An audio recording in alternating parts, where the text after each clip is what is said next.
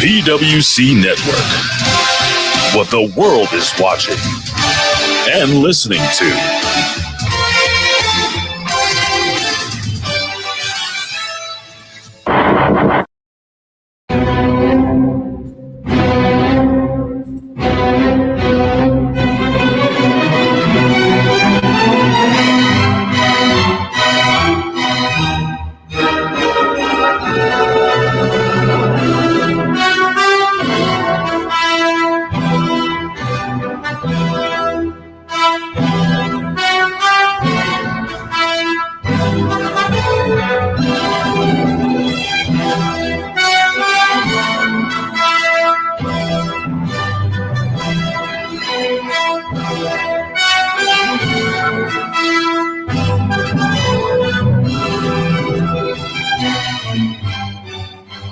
Welcome, everyone.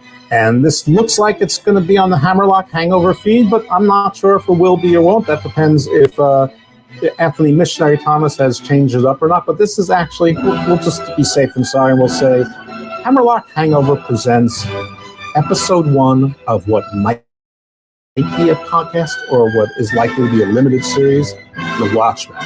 Who's watching the IWC mainstream media, The Watchmen, are? And I'm one of them. It is me, Jeff, from Hammerlock Hangover, Evil Dose, or at Dose Evil. And with me today is probably the reason that the Watchmen formed. Probably the linchpin, the glue, the fulcrum of this whole thing that created this almost accidentally and then quite purposely. And it is the original high-tech drone from New Jersey. It's MJ from NJ. Some X error on the X. Look up Ref also. He's got a lot of names, but it's MJ from NJ. So very pleased to have you here. Everyone, if you're trying to picture him, just picture Josh Altman from NJ from $1 Million Listing. Very pleased to have you LA, here. And if you don't watch that, well, shame on you. What's up, man? Like the drones in New Jersey, can't shoot me down. Keep your heads on a swivel, and yeah, a lot of names, and a lot of time spent in the IWC observing, digesting the content that is out there. Surprise to many, I contribute to a lot of the content providers, content creators that sometimes I am very critical of. I have tried to contribute to some that have even gone as far as to block me or censor me. But at the end of the day, what I find most fascinating about the IWC is that we are all the media. And thanks for having me, Jeff, here on what might be a limited series, what might be a podcast, but it's certainly going to be an interesting conversation because we're going to get into some things that, as I like to refer to them, major wrestling media, trademark, we're going to get into some things that they have yet to get into. We've seen headlines, but we've not seen data. So we're going to get into some things. Well, I want to thank you first because we stopped doing Hammerlock Hangover for a bunch of reasons. Some of them were logistical and scheduling issues, and we brought in a third guy, and then it still was difficult for us to do it. Part was I'm just tired of talking about wrestling. Between being active on social media and all that, I'm not that interested. I still cover some things for PWC, Hummy, and Channel Attitude. They're all sort of interchangeable. If they need an extra hand, or I do some stuff with Drew Yari, and I do the body slam briefs for Wrestling Soup because I like to do that. That's where legal and wrestling intersect. But I always, when we started Hammerlock Hangover, I wanted it to be more business and legal focused, and we just didn't have the resources to do it. I mean, it just wasn't something that we could do. WrestleNomics came into the space, or at least it came into my awareness, and they were doing it better than I was. And now I feel like the whole IWC, or lots of it, have sort of turned to myself. Like a lot of people who block me are now saying the same things I did, and some people will unblock me, some haven't. But I feel like there's enough great podcasts about wrestling content that are saying what I'm saying. So I was just clutter and superfluous, and it's not like I had 5,000 listeners or 10,000 listeners. No, 50, 100. I think a few shows did over 300, but that was that. So we're doing this because we have we have a group and it's a small little group, but it's not that small. It's like Knights of Templar size, and everyone brings something to the table. But I really do think we all, sort of. You're like our, who was it? Was it Hugh de Payne? Was he the first Templar? If not, he was one of them. I think you're our Hugh de Payne, and I don't think you intended to be. It's just we all sort of rallied around you, and then you rallied around us and created the group chat, and it's the evolution. But yeah, I have referred to you as the smartest person in the IWC, at least with regards to business stuff. You have made predictions. I didn't even know who you were. I mean, one day I just started seeing your posts, and I'm like, these are interesting. And you were making predictions, and like you only got one wrong, and that was like of a personnel decision. It wasn't really a business decision. And I'm talking about like prices of stocks by a certain date, and price changes and percentage changes. And I'm like, this is obviously a money guy, and. Well, you make no secret of it. You are a money guy. So anyway, so data is your thing. You do great exposés, with your posts explaining your data and the information. And for whatever reason, you don't get as many trollish responses. Maybe because you pack it with so much data, but you also have this aura about you that pretty much no one fucks with you, and like somehow you've gotten the attention of like all of most of the big names in the, as you call it, the mainstream wrestling media. Your trademark, major, and shout out Tony Khan for the quote. I think he's the one who said it first. But no. That definitely didn't. I know you said it first. I can attest that. But yeah, let's start with what's on your mind. What prompted this? We're actually instead of talking about it, doing it. Yes. So, and that is something that there's, it takes money to buy whiskey, right? Like talk is cheap. Yeah. Just to kind of unpack a little bit of what you laid out for the audience here, started a group chat of folks that I found to be, I don't want to say like-minded, because I think we all have a lot of different perspectives and a lot of different opinions at times, and certainly in our subjective opinions of just creative or subjective opinions of what we think makes for a good program or good business decisions. Like there's a lot of varied opinions, right. But we all care that there is objectivity to a discussion, that at some point you can say, okay, but here is, I don't want to say facts, but here is data, or here is analytics, or here is an analysis that is rooted in facts, and you can make up your mind about how you want to interpret those. Jeff, love data because it tells a story. It's no secret. I've made no secret about this. I was in one of the earliest and one of the biggest proponents and supporters of what you reference as, WrestleNomics, who for years was putting out work that I would think would sell on Wall Street for like $10,000, right? Like you were putting out earnings estimates that are better than the analysts. And I would often talk with Mr. WrestleNomics about that.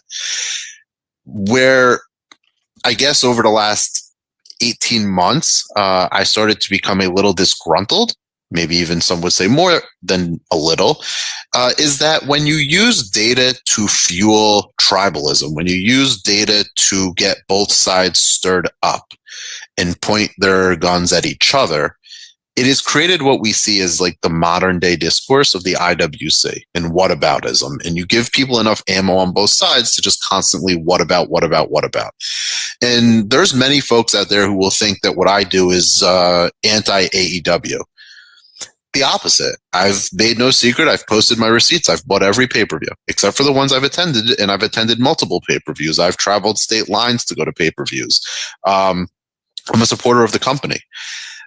But what I do is take data, oftentimes published by the mainstream or major wrestling media outlets, and simply interpret it and analyze it. And, I have done this thing now in the last few months where I create WrestleGraphs, and I think to myself, okay, how can I present this for others in a easily digestible way I do it in like word art. So how serious am I taking this, right? I'm not doing this to make money. I'm doing it because I am fascinated by it. And I think there are others like the folks that we talk with and like, just the followers that I've accumulated, which is like a very small number, super small, which maybe is why people don't troll me or whatever. And I oftentimes will give enough details to let people choke on it, like who's really reading my post sometimes, where it's like you get into like the fourth or fifth paragraph of it and you're like, okay, like he's doing comparisons of year over year and trailing 10 weeks and like what the heck are we looking at? But if you just look at my charts that I've been putting out, I think they're pretty easy to read. I solicit feedback. I welcome feedback. If people want me to graph or chart out different things, let me know. And we'll get into one of them soon. But I say all this because, like, to me, they tell a story. And I'm trying to present this in a visual manner because I think that's more easily digestible if you just click the graphic and look like, okay, what did he put here? He put a rating slope. Oh, he put a average. Oh, he put comparisons with arrows that say how much something is up or down. And, easy to digest content, I think, wins in the current modern day IWC. And also doing the work wins. I don't think that I am, and I appreciate you saying the smartest man in the IWC. How much smarter am I than anyone else, right? I think you're pretty smart. I think there's a lot of laziness in certain aspects of the internet wrestling media in that they could probably do stuff like this, not the graphics necessarily, like maybe they don't want to, but they can certainly tell the story that the numbers are presenting without couching everything in caveats and ignoring certain things like we've seen recently. And we're going to get into this, right? Where we've yet to see the all-in ticket count. We get on sales and pre-sales, and I went back and looked at prior years, like first counts, pre-sale counts. If the data, if the technology exists to do the counts, then where are they? If there is a pipeline of information being fed by companies, then let's be honest about it. And it's not just that, right? It's certain things like gates. It's certain things like pay-per-view buys. Like, for years, there was discussions about this when it was one company, and now there is limited discussion about it with another, and usually what is put out there is just then taken as gospel and not really investigated or not really analyzed. There's reasons why. That's for a different conversation. But what I'm doing is the work to actually study it myself and then make what I think are extremely well-educated forecasts, guesstimates, estimates, projections, sometimes predictions, and maybe not to toot my own horn, but you referenced it of like getting things right to pretty specific numbers. I think the one that caught some people by surprise, and certainly you guys rallied around me after realizing, was in June when I said we're going to see 500,000 be an average for Dynamite, and it was still doing close to 800,000, on a trailing basis. And, that's just doing the analysis of doing the work to say like, okay, let me apply some things I have from my business life, my in real life, my IRL as the kids call it, and apply this to a hobby where the information is published by other media outlets. So I'm just using what is publicly available for the most part. Right. So, a couple things. One is that I think I'm pretty smart too. But when it comes to my hobby, I'm a little bit lazy. I'll talk about it all the time. But it's like I go more with my spider sense and my memory, which is pretty good with regards to these things with trends, and there's always exceptions. But you put the work in to actually chart the data. But like I've always said that whatever their lowest quarter, meaning, Dynamite or Collision or whatever particular show it is. And it probably applies as well to WWE. I have to be honest, I haven't been I haven't been following that as well, but I'm going to start now because their numbers are starting to come down in a way that maybe they should be worried about, maybe not. It's just, it's such a different business model. It's not dependent on one thing. And also, I haven't been around since day one of WWF. And yes, I've been around since day one of WWE, but it was sort of already there. It's not like you saw the baby being born. I mean, with AEW, we saw the courtship of the couple getting together and getting pregnant, and then the baby being born. So we're sort of watching the whole thing. But if they can tell us that the gate that they sold was 1.25 million, or approximately 1.25 million. It's not even clear if that was all pre-sale or after the first day of sales, because it's everything with nothing with them is ever clear. It's always opaque, and everything, whenever anything is clear, like the 83,135 or whatever, that turns out to be 72,000. Then people arguing about what turnstile means and coming up with concocted ideas that if you go to suites or, special boxes or other doors that people don't scan tickets, there's no turnstile there. It doesn't mean a physical turnstile. It's scanning. They're scanning the barcode, for Christ's sake. Anyway, stupid. But if they know how much money was made, they know how many tickets were sold and at what price point. And that $1.25 million, as one guy was arguing me, well, that could be 12,500 tickets at $100. You're right. But if you're releasing $17,000 or $18,000 for a show, and after one day of being on sale, you've sold 2/3 of those tickets, you are going to say so. So, my assumption is that most of the sales were the pre-sales and were those premium packages, and some of them were pretty darn pricey. I mean, I think there were a couple that were over $1,000, not a lot. And so if the pricing was closer to $300 to $1,000 for most of those packages being sold, that's more like 1,000 to 4,000 tickets, which is something that you probably wouldn't announce. It isn't so exciting. And it's things like that where people say that that's a fantastic start, or, oh my God, it's the third biggest gate in company history. And just, yes, it's a positive spin. And I get it. Fans do positive spins, but the media isn't supposed to do positive spin. And there's a lot of wrestling media. So I'm not talking about like every generic podcast. I'm not even talking about, the one I used to do or whatever. I mean, I tried to be different, whatever, but the big ones, the ones everybody knows. I'm not talking about Jericho. He's in the tank. But the big ones should be reporting it. And this is an obvious thing. If you know how much money was spent, you know what tickets were bought.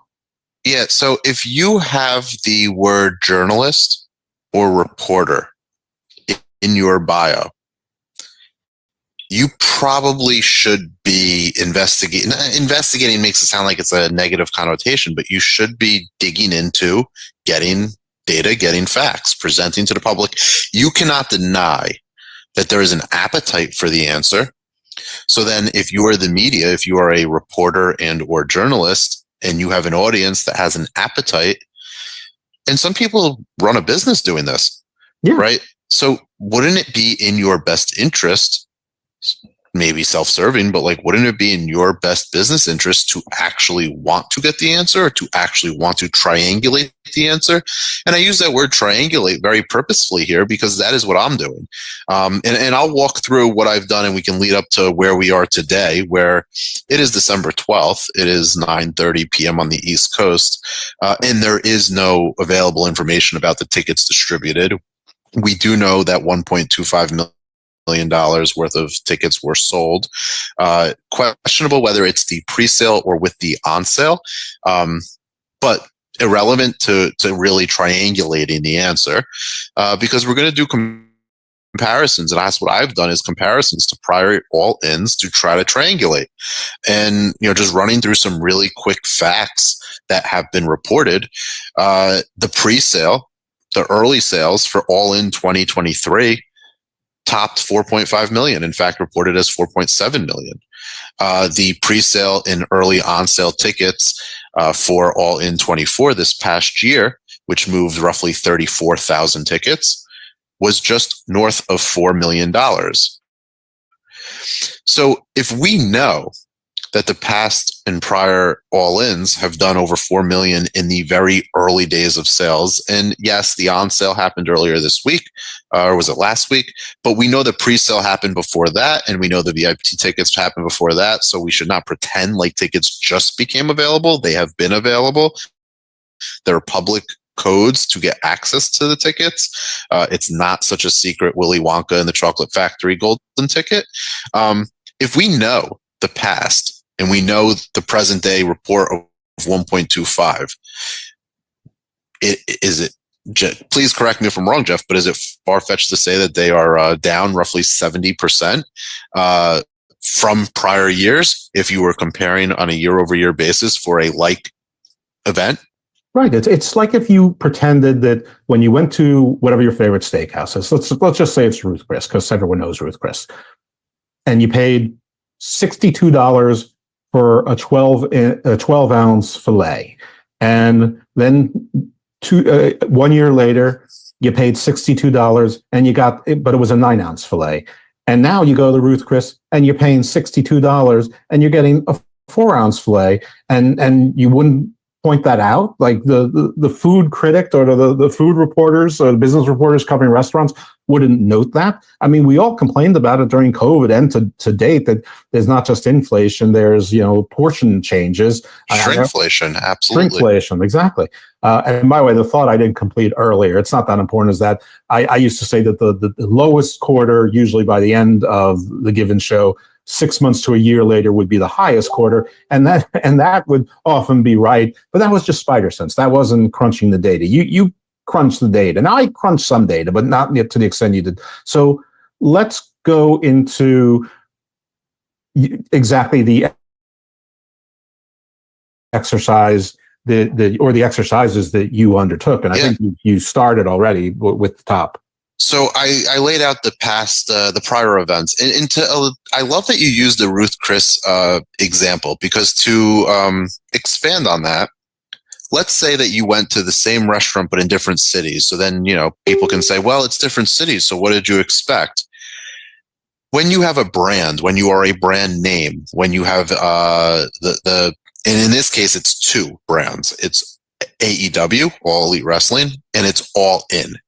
And All In has been kind of created to be their version of a WrestleMania, their version of a big stadium show.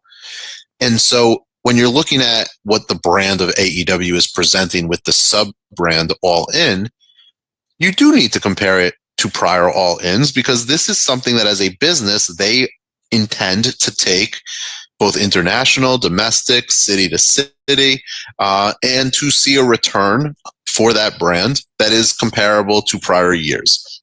If you lay out a budget, you would say, okay, All In, big money generator, we got to grow that. And there is nothing else on the calendar that is a replacement. And we could talk about on the books, there's replacements, and that's called TV money, but there is nothing on the calendar that is going to replace a stadium show at the scale of All In for AEW. So I love that you use the Ruth Chris example, because it is like, well, they're in different cities. Maybe it's a different chef, or a different, the cost of living in every city is different. So the prices are different. I'm sure what you pay for a Chipotle bowl and what I pay for one is very different. But at the same time, like, it should be the quality and the return for that business should be compared. So the exercise I did was looking at the past in a couple different ways, looking at how many tickets were moved early. And I'll consider where we are today with All In 2025 Texas to be early, and looking at total tickets, and then extrapolating, okay, what percentage of tickets moved after the on sale, and what were the gates, and what were the average ticket prices, using just a basic formula of total gate and total attendance, or total tickets distributed rather, because we do have things like the turnstile count to get in the way. But we know, for example, the 80,000 plus tickets sold to produce a total gate of roughly $10 million for the All In 2023 show. We know that All In 2024 this past year, $6.4 million is what it was said to be. Well, technically, when I was doing the research, it was well above 6 million. So I went to 6.4, which I would personally consider to be well above. 6.2 is like just above. 6.5 is something like 6.5 million. So I went to 6.4, but it's somewhere between 6 and 6.5, I would say. And we know that did roughly 53,000 tickets distributed, a little bit more, for an average ticket price of 120. And using that average ticket price of 120, I think at this point in time is going to be a bit low compared to what the average ticket price for the upcoming All In Texas in 2025 will be. Because of what you laid out, the VIP tickets, the fact that there were packages, ringside, seats that were, I'll say, north of $500. how high they went and what they actually sold for, I don't know. I'm going to guess that they were likely purchased by certain friends, family, VIPs that may have had access. You usually see those people in the front rows anyway. They're either very generous fans that thought, I want to spend this much on this product, or what have you. Yeah, like Darcy the Mall Girl and Canadian royalty, Kim Ford, and they're definitely fans that pay. Listen, they're the fans. They are the real money. They are the real money people. I mean, there are fans that go to every WWE show. People say green shirt guy, or whatever, the guy that dresses like Macho Man Randy Savage. I mean, we all know that there are super fans, and yeah, they're paying face value now. I don't know that there's anybody that's still in the AEW secondary market. If they are, they're well, I'll stop right there, because I don't know why there would be a secondary market, when there's 25,000 available seats above what's being made available for sale now. I mean, if there was such a market, they'll just open up more tickets. Here's the tip that there's no, or the tell rather, that there's no true secondary market. I believe there is one that exists, but it's not a viable one.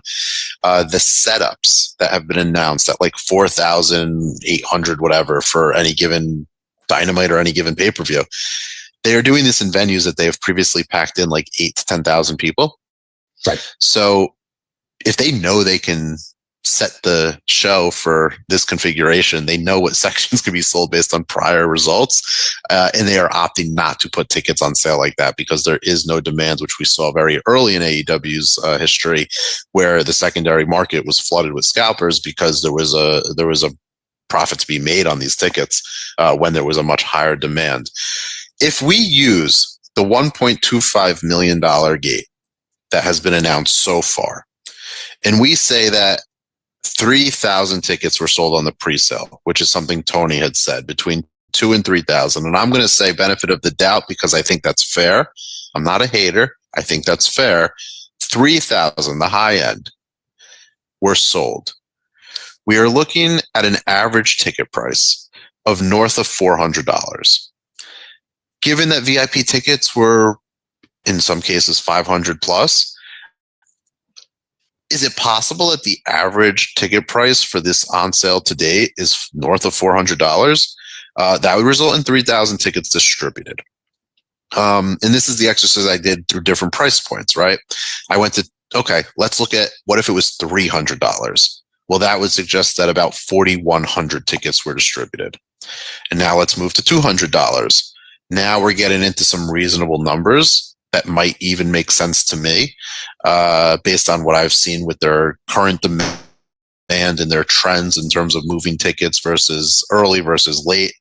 That would be north of 6,000, about 6,200 and change tickets distributed. And last, if we get to $100, we are talking about. Oh, sorry, am I still there? Yep. Oopsies. Mm-hmm. If we're looking at $100, we're talking about close to 12,000 tickets distributed.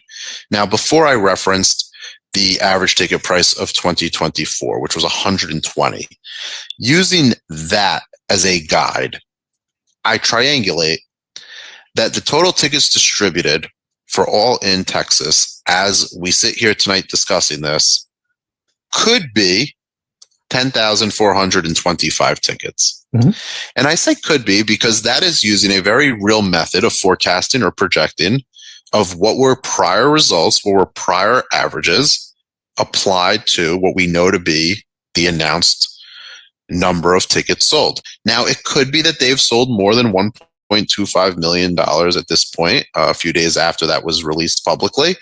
And so maybe they've sold more tickets. It could be that there is a higher average ticket price, which would bring the total tickets distributed down below 10,000, maybe closer to that 6,000 number if we believe it is closer to $200 per ticket. But here, and there's nothing wrong with that. Yeah. WrestleMania costs more than going to Raw. Right. Speaking of Raw, I think what's interesting, and I think, to the idea of the Watchmen, is watching people celebrate how great this is for AEW. And don't get me wrong. Like, if this is 5 years ago, this is fantastic. Mm-hmm. But they're essentially celebrating a Monday Night Raw.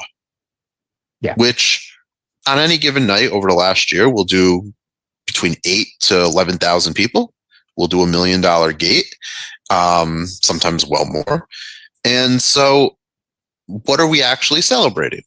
Again, in 2023, early tickets distributed were around 36,000. In 2024, it was around 34,000. We are looking at a situation where, the first few weeks of ticket sales for the biggest domestic show, the most ambitious domestic show that this company, this number 2 company that got maybe upwards of $180 million from a TV partner for, an annual contract,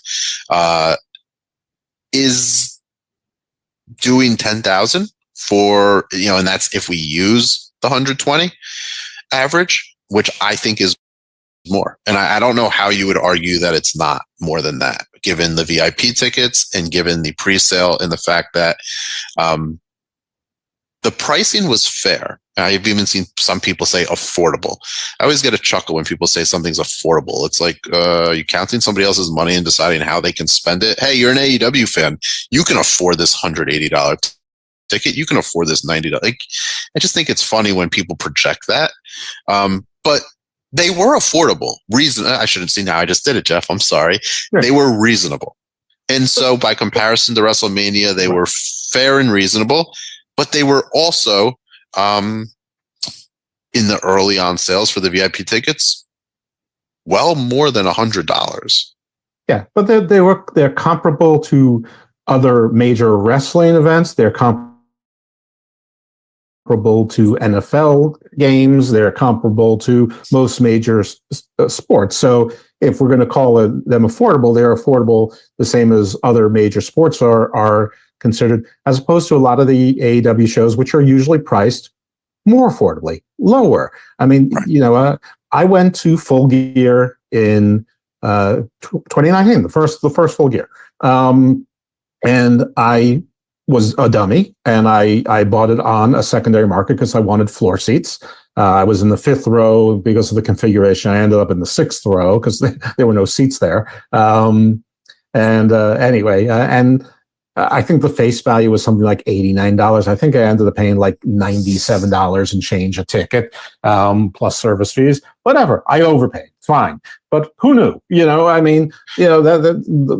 People forget the very first Dynamite, which was in DC at the Verizon Center, sold out. I mean, the legit sold. Whatever, if they had, they might have had 20,000 people in the building, or if they didn't have 20,000, they had 18 or 19,000 people in the building. Whatever it was a real sellout.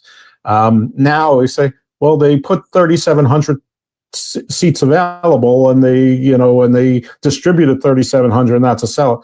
I mean, that's probably another side topic for another show, but as far as affordable, you're just comparing it to other similar types of events that you could choose otherwise, that this is priced to sell. And yes, there are some luxury items, especially in those pre-sale premium packages. And I would expand the comparison beyond just other wrestling promotions or WrestleMania even. I would expand it beyond just sports. Like, what AEW is competing in is a live entertainment business, an experience economy, which has absolutely exploded pretty much straight out of the pandemic, is that people want to have experiences. It's one of the areas that even in 2022, when there was a bit of a technical recession, if you will, and we did see inflation we've not seen in decades, people still spent. People still went to concerts. People still went on vacations. People still went to Disney. People still did things that they consider to be experiences that I am willing to part with my money for. And so when folks talk about AEW as a wrestling company, we always used to joke back in the day about Vince McMahon saying, my competition is sleep, or sleep is competition, right? Like, we want people to be consuming the WWE network. Everything's competition.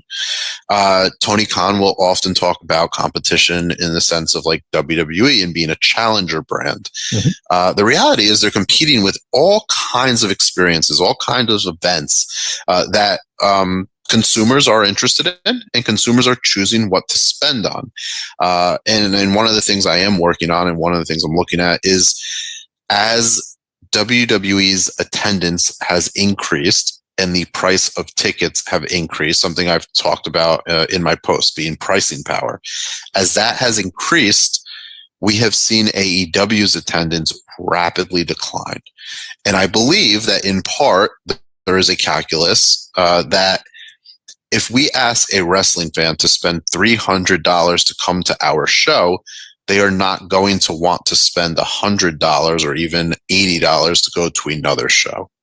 And so when they're competing in markets, if I know I can go see a Monday Night Raw or I can go see a PLE in my market in 5 to 6 months, and it's going to cost me X, do I want to spend Y to go to Dynamite? Or do I want to spend Y to go to a good example is I believe WWE will be running Orlando around the end of the year, and World's End is in Orlando at the end of the year. And so now you're asking the consumer to make a choice. And that is real competition. That's not ratings. That's not a Tuesday night versus a Wednesday night. That's not a show that's been around for 50 years versus a show that's been around for 5 years. We're talking about actual competition for wrestling fans' dollars. And that, to me, is such an interesting, under-discussed conversation, because that is what these companies are in business for, right? Is to how do I attract the biggest audience? I do not think there is a talent that would admit publicly, I would like to wrestle for the smallest audience possible. I do not think there is a promoter that would publicly and honestly say, I don't care if we have the smallest audience possible. I think they all want to. You don't get into this business to perform for the least amount of people, and you don't get into the business of any business to not make money or to not at least break even.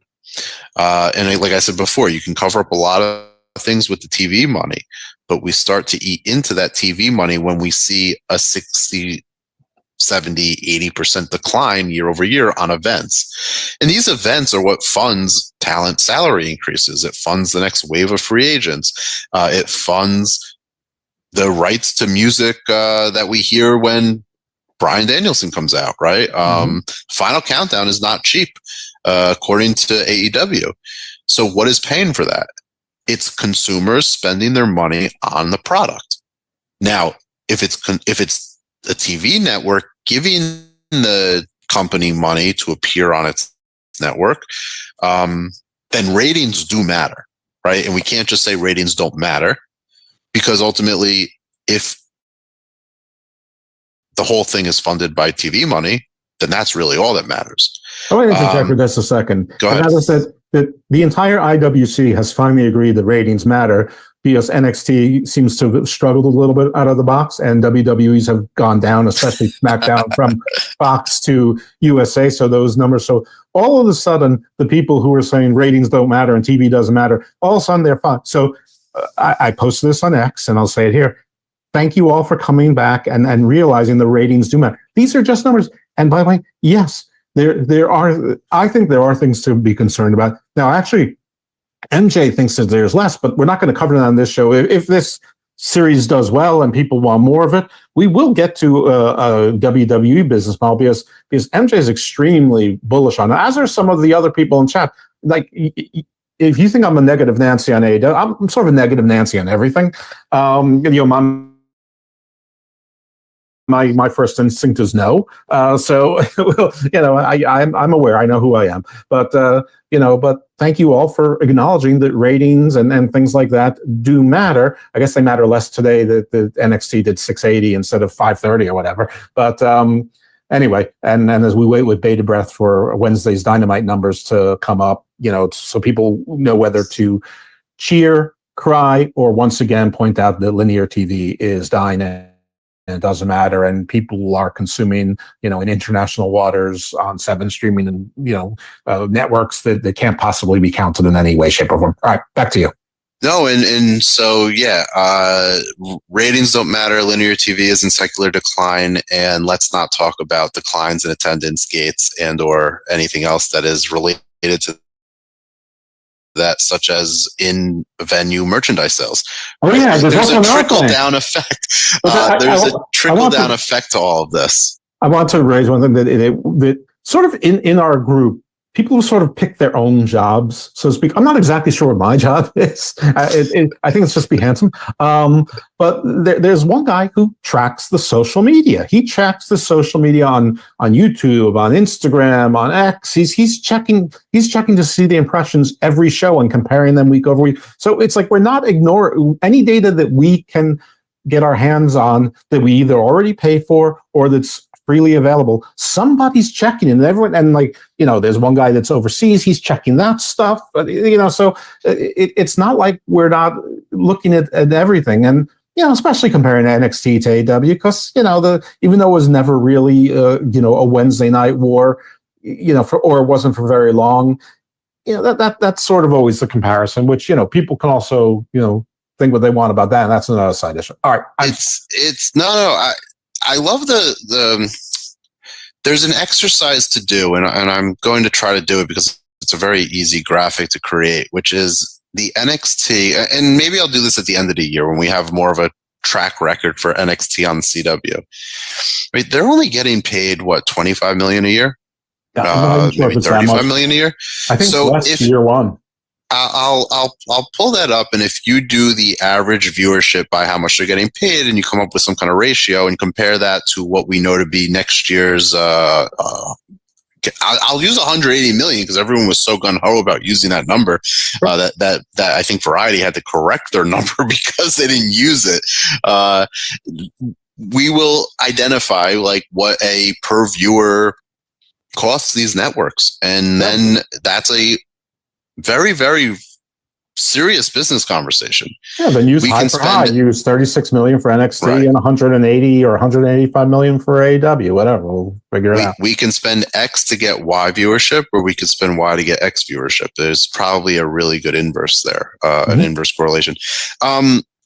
So I did another exercise in this kind of what do I think? In fairness, we have to account that AEW has 4 hours instead of 2 hours, though I don't know how you factor. Well, we could probably figure out the average differential in viewership and per the percentage wise for Collision, sort of factor that out or account for that back in. There's always when you get into the kind of, when you start doing the minutia of okay, let me really analyze this, you start to realize quickly it's not black and white. It's not binary. It's not just ones and zeros. It's there's a lot of gray area of okay, I have to interpret this. I have to make some estimates. I have to make some inferences. For example, and this leads perfectly into what I was just about to say, Jeff, is I did some forecasting, right? So I looked at, and I went back to All In, the original, because and I'm looking at the poster here in front of me, and it's the Young Bucks, and it's Cody Rhodes, and it's Kenny Omega, and 3 of the 4 guys are EVPs of AEW, and there's a lot of other links to that show in AEW. So for all intents and purposes, and I talked about it being a brand unto itself, that show sold 10,000 tickets immediately, and pretty much it was 90% sold instant. Mm-hmm. So they moved about 10% tickets as we got to Showtime.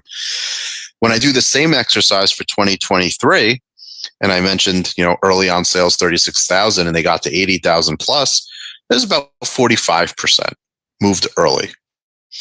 When I look at last year, we saw a really big out of the gate number, and remember, this was Tony's big announcement, was the on sale, which happened prior to the end of the year, kind of corresponded with the holiday season, not unlike this year's is.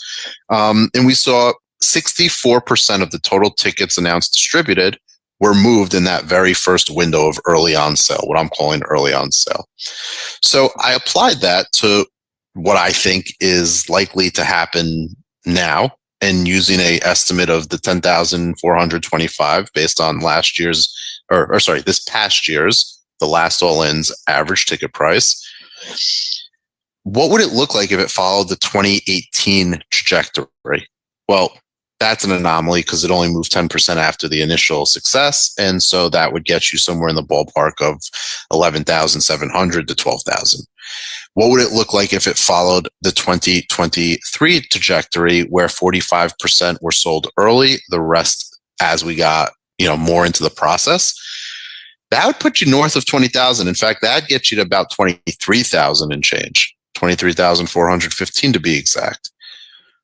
What would happen if it followed this past year's trajectory where there was the big early on sale and then not a lot of movement throughout the year, and then some movement closer to showtime? Right. And that puts you where I think this will wind up, which is going to be, and I want to make sure I get this right, that is going to be 16,371 tickets. So we're looking at a show that, if we believe they've moved 10,000 tickets already, is going to probably get somewhere north of 15,000, but not quite 20,000. And again, that's based off an estimate of 10,425 tickets moved already. Again, average ticket price of $120. I think it's fair to say it's not being bad faith trolls, to steal a phrase from the IWC. It is fair to say that the average ticket price is most likely greater than $120 as of this time, producing the $1.25 million gate. And so you can start to see that if the average ticket price is closer to $200 or $300 and they move roughly 35-40% more, growth over the next several months, you're going to start to fall closer to the 12,000, 11,000 range.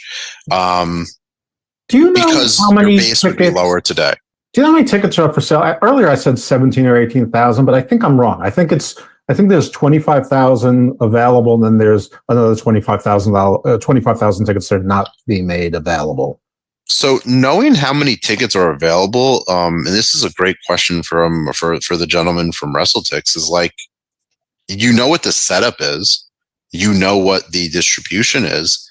Do you know how many are available at any given time? Like, is that just a simple formula of setup minus distribution equals available? Or do you actually know that these are like for sale? Because, one could theorize that if you want to maximize the dollar per ticket, then you wouldn't flood the market with tickets that are not in demand. You would kind of trickle them out very slowly, which is what we see with the setups, that they increase the setup as they are able to clear certain hurdles. Maybe it's a 3,000 setup today, and then by showtime, and this happened actually last night, was they ended up exceeding 4,000 tickets. If you look back at the setup like 2-3 weeks ago, it was not 4,000 tickets. Right.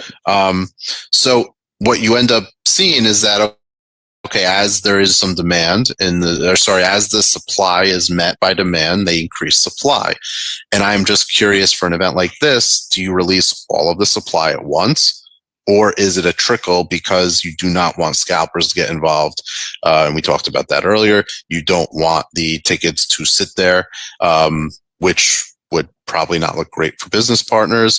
Like, if you put out 5,000 tickets and you sold 5,000 tickets and you have a plan of releasing more as need be, you can show meaningful success to your business partners. Hey, we've moved 80-90% of the tickets we've put on sale so far, which is a lot better than we've moved 10% or 12% or 20% of the tickets. Right. And I think that matters at scale. All right. I want to make something clear. The gentleman from WrestleTix is not in our little group chat. The gentleman from WrestleTix would certainly be welcome, or at least I would get a yay vote from me. We do vote, actually. I enjoy him very much, actually. I went after him, as I do because fair is fair, in my opinion. Like, if you report data and you don't report on something and it's mysterious, at some point you probably will get called out, and you should be aware of that. We've had a conversation. I think there's mutual respect for each other. I think what he does is probably the best fan service to the current IWC, the current wrestling climate. When you talk about information fans want, anyone can get the ratings, but what they've been able to do at WrestleTix is kind of crack the nut on something that did not exist before it came into vogue. And for that, all the shout outs in the world, all the credit in the world. I think that there's more to be done with the data, and I'm open to a collab in terms of doing things like forecasting or doing things like this analytics with the average ticket prices. Hey, call to arms, like, produce the data, and there's better information available. Keep whatever money and whatever you're monetizing, keep it, dude. Deserves it. Yeah, we're not in this for money. And by the way, the WrestleTix, you don't have to join our group if you would like to be on the show. I guarantee there'll be a second episode if you want to come on the show, because it's my feed. So I would enjoy if I'm invited back. I would enjoy a conversation with him, because when you do the work, you're the Batman to this Justice League. You gotta kidding me. when you do, there is something to be said about doing the work. I was a big Cody Rhodes moniker back in the day. Do the work, and throughout my entire wrestling fandom, I have taken bits and pieces and applied it to my own life and applied it to just mantras I carry forward. And that do the work mantra, I hold it very dear, because what Cody Rhodes did, and not to make this a tangent about Cody Rhodes, but real quick, and it is related to this all-in discussion. What Cody Rhodes did was the work to go out on the independent scene, to go out around the world, to go out to different countries, to explore different markets. And he did his own market research on what do wrestling fans want? What do they want in the UK? What do they want in Japan? What do they want around promotions like TNA, Ring of Honor? What do they want when I show up at a PWG? And he did the work. And as a result, I don't think there's somebody with a better finger on the pulse in the industry than Cody Rhodes. And I would put him ahead of a Paul Levesque. I would put him ahead of a Tony Khan. I would put him ahead of just about anyone could name, because he did the work. And I bring that up because, we're talking about WrestleTix. They are doing the work.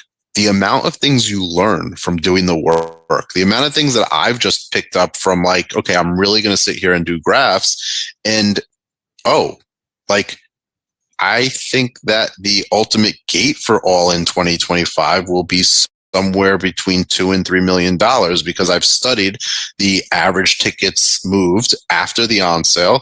I've studied the average ticket prices of the prior All Ins. I understand that the early tickets are where you see more revenue per ticket, and that as we get closer to the show, the average price will decline. So if you doubled, let's take the 20,000. Let's take the 10,000 ticket estimate, right? Mm-hmm. At $120, and they've done 1.25. And let's say we keep the $120 average ticket price. Let's say it doesn't decline. Benefit of the doubt, right? Always. You're on the side of, giving more credit or being conservative, whichever way you want to look at that. So $120 a ticket. They've done 10,400 already. They add double that. So they get to 20,800 at $120 a ticket. You're looking at a gate of 20,800 times 120, $2.5 million. Again, we go back to this past year, $4 million moved early, 4.7 moved the year before that. Total gates the prior 2 years, 2023, $10 million. 2024, north of $6 million. I do project that All In 2025 may struggle to clear a word that circulated quite a bit amongst the major wrestling media outlets. I do think that All In is going to have a hard time clearing $3 million. You're looking at a 50% reduction in revenue on the same show.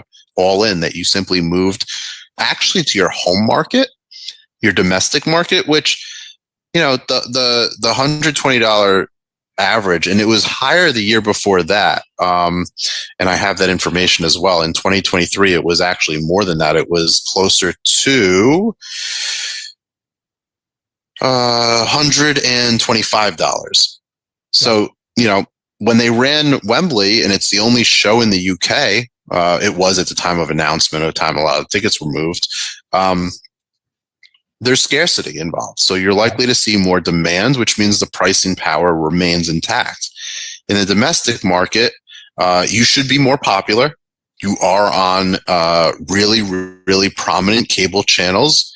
You are going to be on Max, and maybe that will help them move tons of tickets, right? And then we're talking about them getting well north of 20,000. But you're also going to suffer from soften ticket prices, decline in pricing power, because you have a saturated domestic market. Maybe fans are tired of traveling to your shows. Maybe their fans are conditioned now to wait for discounts. We saw Full Gear was discounted and World's End were discounted, 40% during a promo sale. So you fans are conditioned, and I don't see how the show manages to generate enough volume, enough tickets distributed to surpass $3 million at a gate.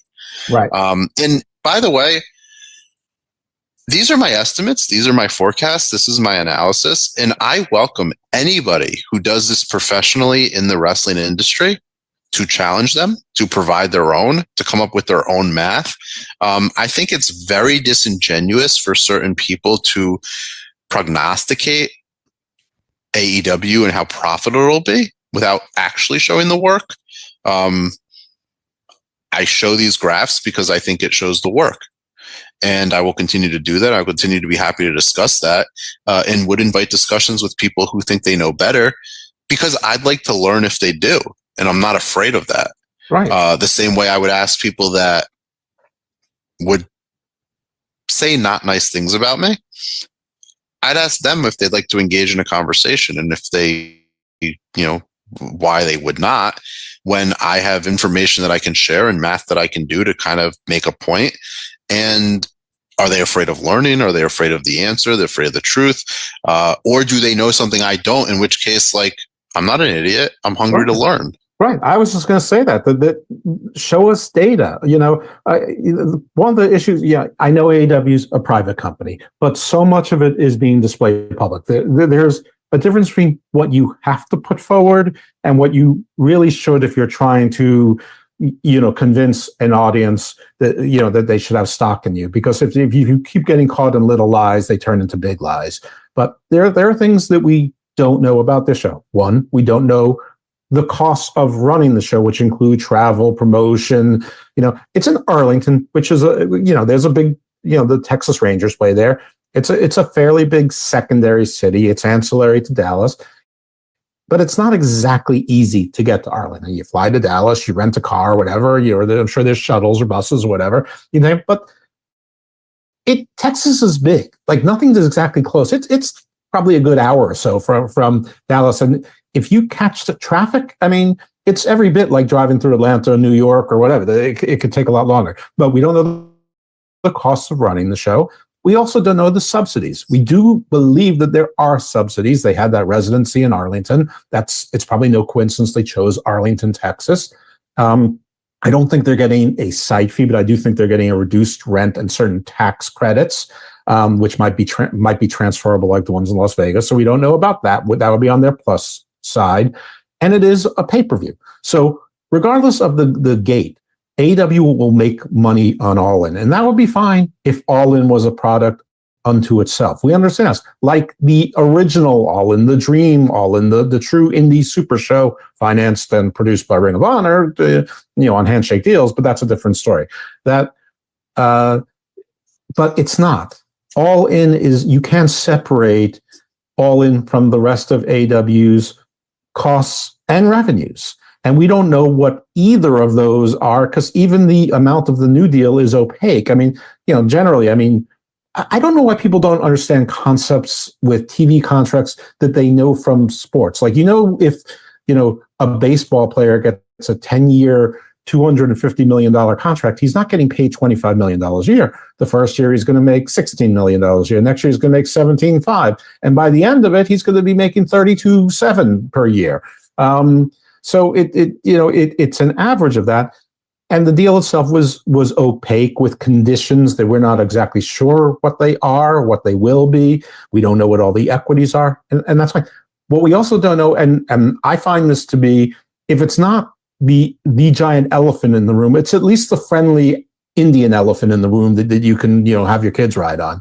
And that is, how much is being hidden under Ring of Honor LLC in terms of costs? So, when you talk about the profitability, there's a whole lot of things to consider. So if you say to me, they're going to make money on All In, you're probably right that they'll make money on All In, but that doesn't matter because it's not a separate and distinct product. While it is a brand, I mean, Toyota might sell a ton of Camrys, but if they're not selling any Corollas or any Highlanders or any RAV4s or whatever their other brands are, they're still going to lose money. Their commercials will say the Camry is the best-selling car in America, but that doesn't change the fact that they still lost money in their stock tumbles. And people ignore these things when it comes to AD. And by the way, Toyota, if you're listening, this is an example. I'm not suggesting that is the truth, but these are the things that our little merry group thinks about, and the things that the major wrestling media either doesn't understand or chooses not to look into it all. And I'm not talking about fan sites, or sites that got bigger because they were basically fan sites, because they were, pro AEW or pro WWE or pro TNA or pro NWA or whatever. I'm talking about the ones who claim to be, like you said, reporters and journalists. These are things the reporters and journalists should do, and to a large degree, aren't. I would say to the overwhelmingly large degree, aren't. And if there are any that are doing it, I don't know about it. For a while, WrestleNomics was the best, but I think they got very biased for a bunch of reasons, but that doesn't matter. I think they're starting to turn back to their roots now, but that's because there's been license to do it because everyone else turned too. And by everyone, the Bischoffs and the Cornettes led it, Wrestling Soup led it, but now you've got, Jason Solomon and JD from New York, who are, complete, AEW diehards, openly criticizing and say, hey, I'm just being honest. Well, maybe you were for the prior 2.5 years. Maybe you weren't. I don't know, but it seems like it's the same schlock to me. It's just undeniable when you book an 18,000 seat arena and you distribute 2,700 tickets, and you can tell there's maybe 1,100 people in the building. I've been to the Ring of Honor shows, Sinclair Ring of Honor, from 2015 to 2019. I probably went to every show in Baltimore. I know what the difference between 400 people and 900 people looks like. I know what 1,100 people in a building looks like. And I know what 200 people in a building versus 4,000. So, eyeballs are not perfect, but they're, we're not dumb. It's like, believe my... Right. No, I was going to say, here's something that I'm interested in, because you talk about going to the Ring of Honor shows in Baltimore, and I've been to Ring of Honor shows at Hammerstein, right, with some of the very same talent, right? Headlined by the Bucks, headlined by, sure, guys like Adam Cole. It'll be interesting in a few weeks when people celebrate how many tickets they sold for Hammerstein, and it's sold out. I expect it will be, because it won't be hard to distribute the remaining tickets. What will the gate look like, right? Like, what will the average ticket price look like for that? Because I've been to Hammerstein when it's been packed, and it's a small venue. And if you move the goalposts enough, what happens is that AEW in year 5, 6, and 7 really looks like Ring of Honor in the years of 2017, 2018, when it was at its peak. And, I bring that up because I think there's a lot of intrigue and interest in AEW, and you named a few pretty popular personalities, and I refer to them as media personalities. They do multimedia, so therefore part of the media, but I don't know that they present themselves as journalists or reporters. They have opinions, and they're more editorializing. The numbers and the facts don't lie. So for folks that want to present a version of an alternative version of information to their audience, that is not a great business to be in. And I give a lot of credit to somebody like a JD who has fearlessly just stood up to, attacks from Tony Khan himself, right? Because I think what somebody like that realized, and there's other groups as well that have seen great growth in their YouTube subscriber numbers, in their viewership, in their participation, in their watch alongs. And they are in the business of monetizing all of that. No doubt about that. But they're winning with the truth. They're winning with things that cannot be ignored when you look at numbers. When you are talking about AEW as this major second promotion, and you were talking about the money they are getting from television, which is a very unique thing in a conversation for another day. But then you are seeing with your own eyes what looks like Ring of Honor in Baltimore, what looks like Ring of Honor in Hammerstein. There's a disconnect. And to sit there and to pretend like there's not,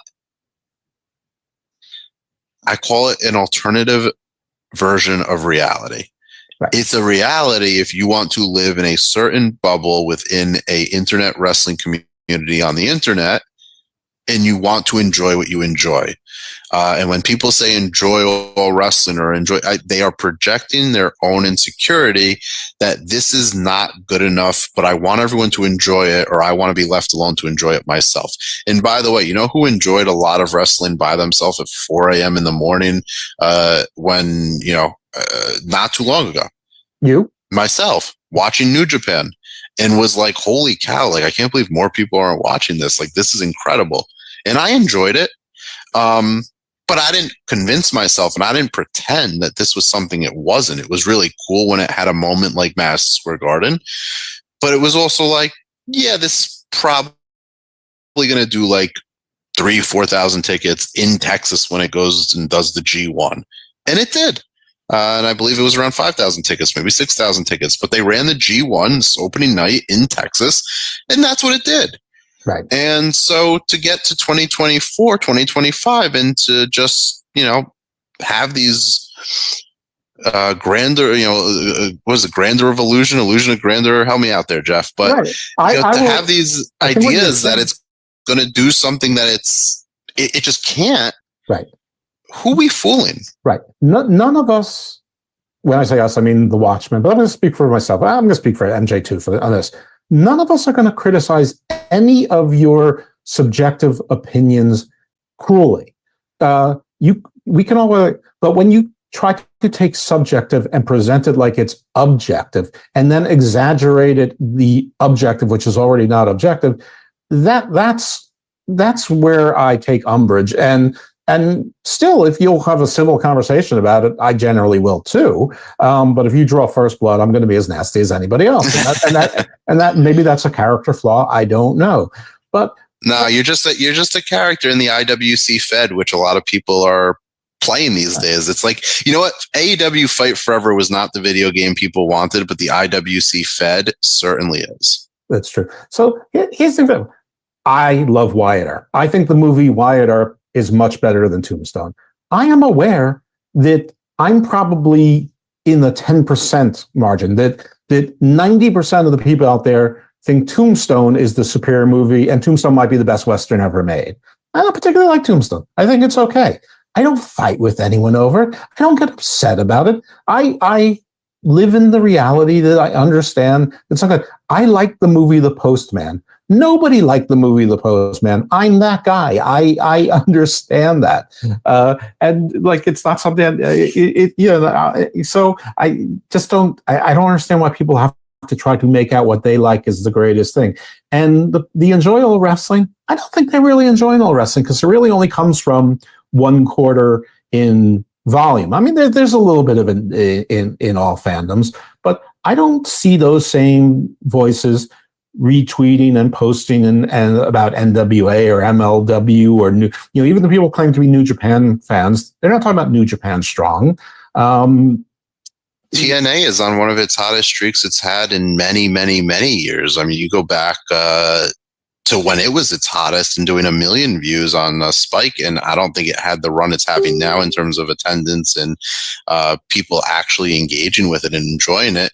And there's a lot of naysayers who will just point to like, oh, well, it's just, it's a WWE puppet. And it's like, well, but don't we want to enjoy all wrestling? So I'm with you on that, Jeff. I think that's, and these are all things that, the Watchmen. So what do I will be the first to admit that a lot of this is a research project into like, what is modern day wrestling fandom? What is the IWC? I saw an article written the other day that seemed to want to lambast internet discourse as being the thing that's wrong with wrestling. And I would ask that person, and I would ask those who think that article is very smart, to hold up a reflective mirror and ask how their participation in the discourse is either fueling it or part of the problem itself. In creating these kind of false narratives, things that we're going to celebrate $1.25 million. Is it something that should be celebrated? It's another Monday Night Raw. Like, let's tap the brakes here. Let's not put out a narrative that's going to get people to like I read these things sometimes and I say to myself, like, well, there's definitely people that believe that. And there's definitely people that run with that narrative. Mm-hmm. But do they realize that it just doesn't hold up, that it's a bit of a straw man? And I want to share a snapshot. They're looking at that snapshot. They're not looking at the entire landscape. I often refer to it as skating to where the puck is going. And they are often just playing, what's in front of them. And so I want to give a stat here. If you want to say that AEW generated $200 million in the year 2023, all inclusive of every dollar of revenue counted, TV, merchandise, live gates, pay-per-view buys, consumer merchandise deals, all of it. Even throw in the YouTube numbers. Then all in 2023 made up about 5% of that revenue. So if you want to go forward to now 2025 and say AEW is going to get $180 million, and you look at something that at one point represented 5% of revenue, well, obviously the revenue is increased, right, because of TV money. But if my forecast is in the ballpark, and let's give them the benefit of the doubt and say they can get close to $3 million, right, that's a 70% drawdown. And if you apply that for their biggest event to a lot of their other business lines, and what does this represent, right? It represents the biggest event they're doing and the demand for the pay-per-view.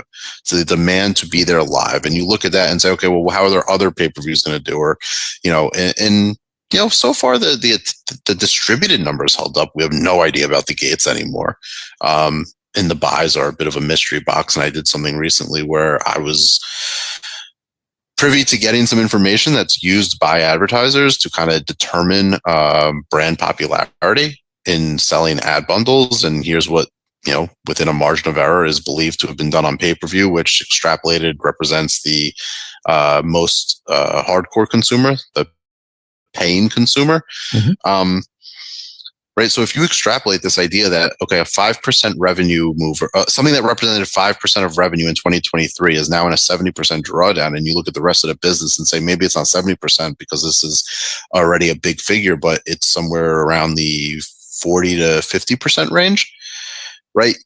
You need a lot of, and they do have a lot of fixed revenue from the TV money, but you need a lot of, if you want to be as profitable as being projected, there's got to be some cost-cutting measures. And so when people say, like, why does this matter? And it is a long-winded way to get in here, and maybe this is where we can wrap up, Jeff. When people say, why does this matter? It matters because AEW currently represents employment for hundreds of people. I think close to 200 talent and more behind the scenes. It represents employment for the thousands of people in the future, if we are to believe that this company will last for years and years and years and truly be the number 2 promotion in the world that employs people, that pays people, and does so in an ongoing manner at the scale it is currently doing so. this stuff matters because this is how budgets get made. And when you look at declines in revenue, and you look at the impact, the trickle down, okay, that means consumer merch is in a drawdown. That means if people are not spending to come to our show, is it likely they are buying our products from home? Is it likely they are, well, you could have gone to the show for $40. You're going to pay $50 for the pay-per-view. And these are things that a business should be thinking about, should be analyzing, and should be preemptively preparing for if the answer is this is the new reality. So a lot of the gas that gets fed by a lot of the online hype and a lot of the major or mainstream wrestling media that like to poo-poo this kind of stuff is very short-sighted, because this is how businesses are run. And I didn't plan on doing this, but I'm going to do it. If Tony Khan would like to publicly state that he is interested in running a wrestling business and he is going to do this at any cost, and this is what he plans to do with the rest of his fortune, please say so. We can end the conversations about your business and we can enjoy whatever you put out or not. And that's that.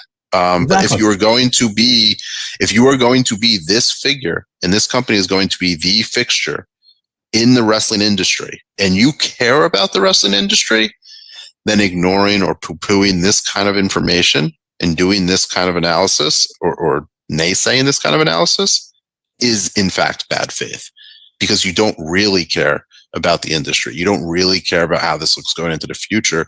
What you care about is scoring points in a community online, or getting clicks, or selling subscriptions. And that's all good and well, but you can miss me on the caring about professional wrestling aspect of that. Fair enough. Well, we can continue this conversation forever, and we have for the last year or so that we've been acquainted, and I'm sure that we will. But if you folks want to continue hearing this kind of content, well, you've got to listen to the show. And so if you like it, tell other people to listen to it. I don't even know what the title is going to be right now, because I think I talked to Mish briefly. He's like, tell me what you want to do. And I'm like, well, I don't want to cause too much, work for you. And he's like, don't worry, I can handle. So whatever it is, if you stumble upon this, re-quote it, retweet it, present it. I think that people can tell we're being objective, and reasonable. I don't think we sound particularly emotional, or that we're coping or crying or hating. Certainly he's not. And let me just give an example of, before we completely wrap up, of what I mean by the disingenuous. People going, it's an amazing start to have sold $1.25 million worth of tickets all in. It's the third best in company history, and it's their biggest domestic gate.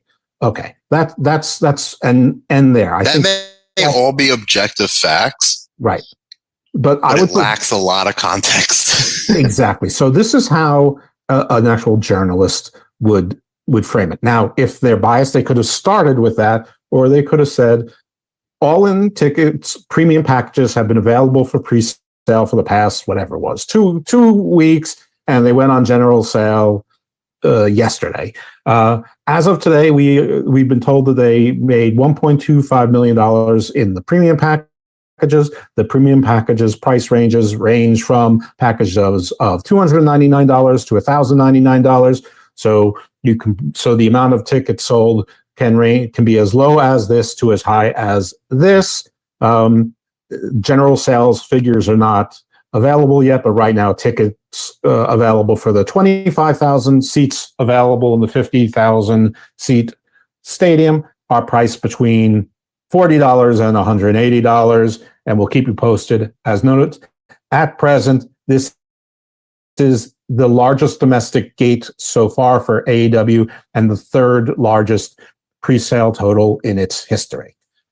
The end. That is a more objective framing of it that an actual journalist would do, or you could put the high points at the top and go, whichever way you want to do it. Of course, I put the high points at the bottom because that's me. I'm Droopy Dog. And you're not a journalist. And I'm not a journalist. That's right. Okay. I think it's important for people to understand that what I think the Watchmen represent is an authentic conversation. Yes. And That's what this is a conversation. It is rooted in information and data.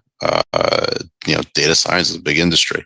But it's rooted in analysis. It's rooted in a discussion, and it's genuine. It's authentic. I'm showing my work. I'm willing to be wrong, but I am also willing to have a conversation about how I've arrived at my estimates and how I've arrived at my projections. And when it comes to some other aspects of the business, I'm willing to discuss that and hear other thoughts or other ideas, so long as they are coming from a place of like genuine authenticity and genuine curiosity. I'm not here to indoctrinate. I'm here to educate. And I want that to be very clear. I'm not here to turn people against anyone else. I'm here to educate. If you feel as if I come after you, hold up the reflective mirror and ask why. I'm not doing this for monetization. I'm doing this out of an interest and out of a hobby and out of something I enjoy doing, and certainly don't have to. And there are those out there that I know would like to see me not be doing this. And I think that tells me everything I need to know about why I should keep doing it. If you're part of AEW, if you are invested in AEW emotionally or as a fan, I'm not just here to educate, I'm here to resuscitate. I believe that AEW can turn things around. I believe that creative doesn't matter, that there are ways to make this work, even if 50% of the audience will never like your creative. They certainly can't stop talking about you, so they're paying attention, and use that to your advantage. And hopefully, if we continue conversations like this, Jeff, which I found to be very enjoyable, and maybe we'll get some others to participate, though there is no pressure or obligation on anybody. And it doesn't have to just be from the group that we've curated that we all enjoy kind of kicking the ball around in a soccer circle. Everyone does that when they're a kid, right? You go to a soccer field, you kick the ball back and forth, and everyone kind of does their own little thing on it. And, maybe you bounce it on your knee, maybe you give it a header. That's what we do. But there are so many good, smart voices out there with something to contribute. But you have to do the work, and you have to show that it is from a place of authenticity and not from a place of emotional or hate-fueled rhetoric. Because for me, while I very much enjoy going off on one, I think this stuff is important for the wrestling industry, and I hope it, in some small way, gets others to recognize that as well. Agree. And I think that's probably about as good a place to stop. I know that you curate a small amount of followers, but we've already said you're at some X error. So if they want to, sort of shadow follow you or whatever. Some X_error. Catch me when you catch me if you can. Catch me when you can. I got a couple things going on where I'm working on some different things, and so sometimes you'll see me, sometimes you won't. For a lot of folks that may listen to this, and by a lot, I mean I have no clue how many. Don't worry so much about me and what I'm doing. I'm gonna keep doing this stuff, and I hope people enjoy it. But I think people are too invested in other individuals and not as much in the actual conversation as they maybe otherwise could be. Right. But I mean, and this is a whole nother conversation. It's probably not right till episode 12, but because of the lack of objectivity, that some important human elements and more real life elements sort of get ignored and buried to keep the good face going. Anyway, listen, if you want to follow me, my wrestling nonsense is at Dose Evil. So listen, I'd like to plug something. I've never plugged something. All the times I appear on WrestleNomics, I never plugged anything. At WrestleGraphs is an account that has appeared out of nowhere. I am contributing graphs to it. First of all, the handle's fantastic. At WrestleGraphs. I mean, I think even at WrestleTix would be jealous. The account is putting out the graph that I'm talking through right now, in the account will continue to put out other types of graphs and solicits and is open to ideas. So if people have ideas at WrestleGraphs, tag it, send over ideas, look at the other information that's been out there. I think that's where my future ratings charts, monthly averages, and the trends, support trends, which should be we should get into that maybe at the end of the year when it's completed, the 2024 support trends, because it's not fully been given its due in terms of conversation. But that's where you can find that stuff at WrestleGraphs.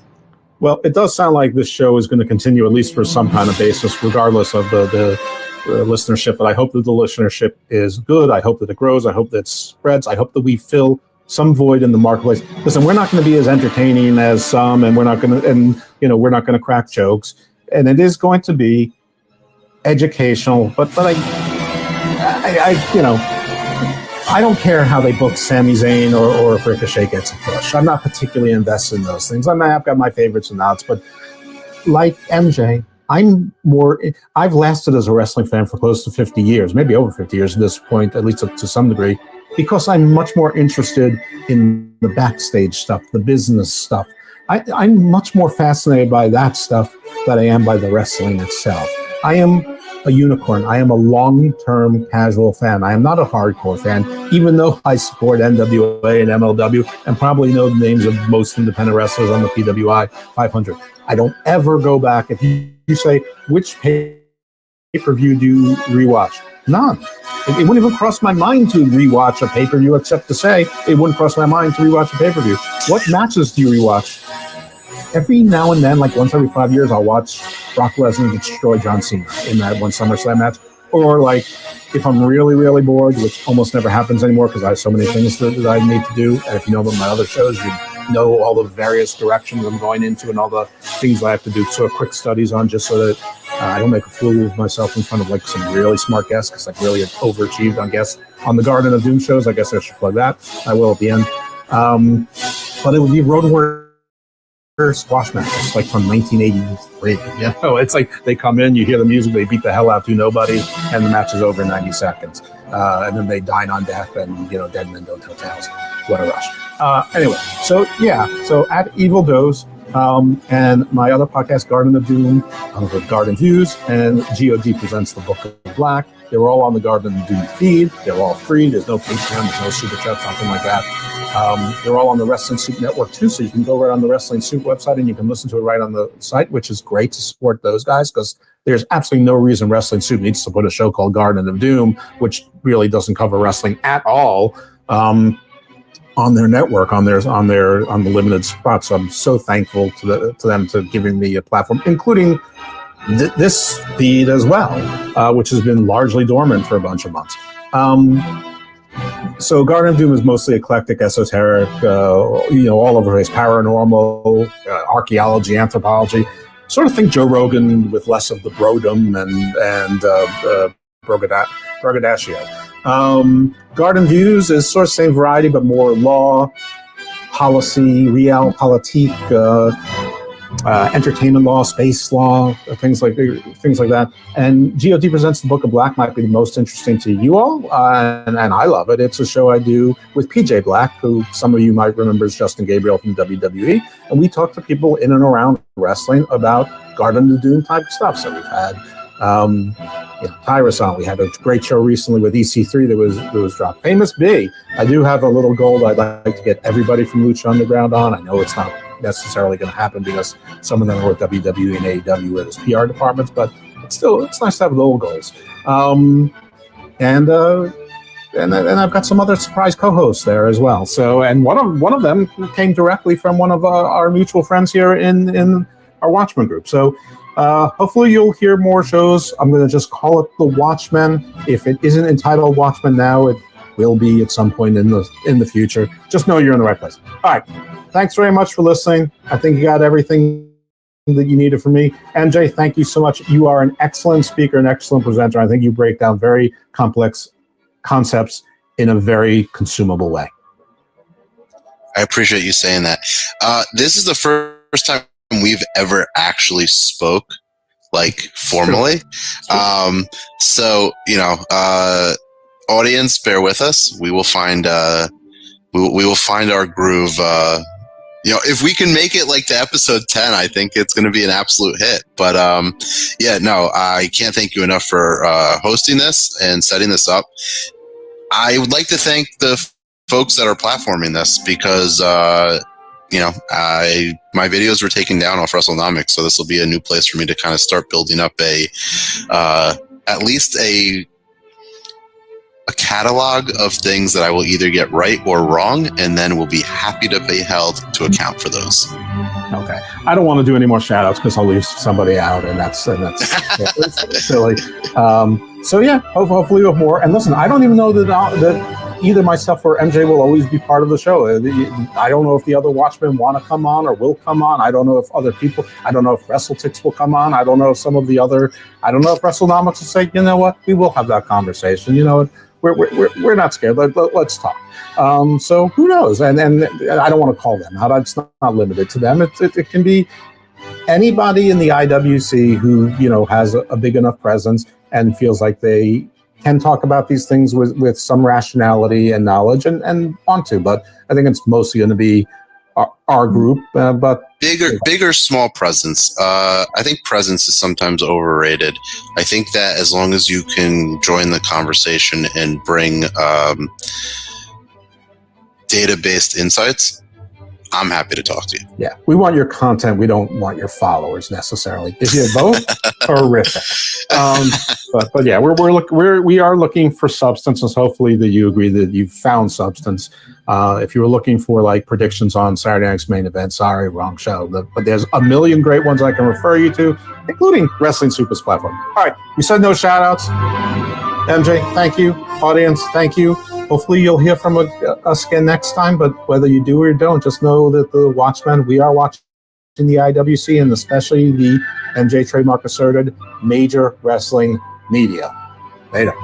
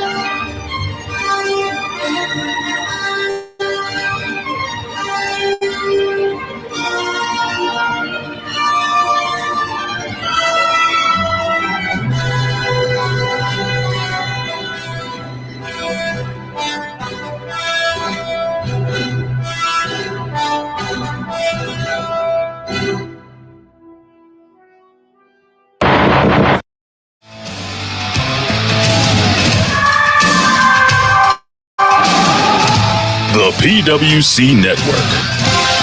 What the world is watching and listening to.